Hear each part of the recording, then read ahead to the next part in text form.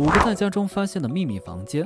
如果你在家里发现密道，你敢自己下去吗？2012年，警察在佛罗里达州的一处房子中搜查到一个地下室，地下室的面积大约为40平方米，房间里种植了大量的大麻，这些大麻按照市场价大约能卖到254万元。由于在当地种植大麻是违法的，所以房主已经被警察逮捕了。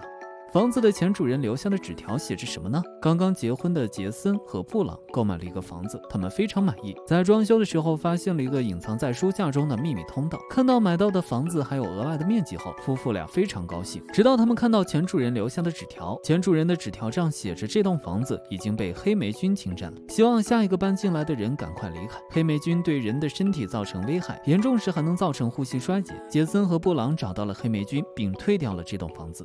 你的家里有没有你不知道的人住着？来自墨西哥州的男子住进了父母给他买的新房中，但是自从他搬进来之后，就总能听到奇怪的声音。他检查了房子的每一个角落，然后在储藏室的地板上发现了一个入口，从这里可以进入一个地下室。地下室里面有床、办公室和台灯。最让人感到害怕的是，地下室还有一根刚熄灭不久的香烟，这意味着一直以来男子的房子下面都居住着别人。不过自从男子发现了这间地下室之后，就再也没有听到奇怪的响声了，可能是地下的邻居搬走了吧。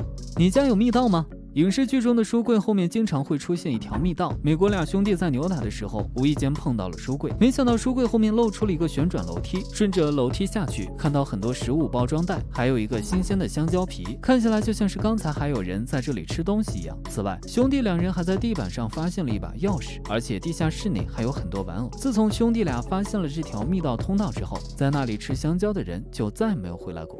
一群挪威的学生打算一起合租一个房子，在他们搬进来之前，房东告诉他们，听说这间房子里有一个秘密房间，不过房东也没有见过。这几名学生听到后觉得十分有趣，于是他们打算寻找一下这个秘密房间。正当他们寻找的精疲力尽，打算放弃的时候，其中一名学生靠在阁楼的墙壁上休息，阁楼的墙壁突然划开了，露出了里面的房间。房间里充满了1944年到1945年印刷的一些报纸，这些报纸中印刷的都是些反动言论，所以才被藏得这么隐蔽。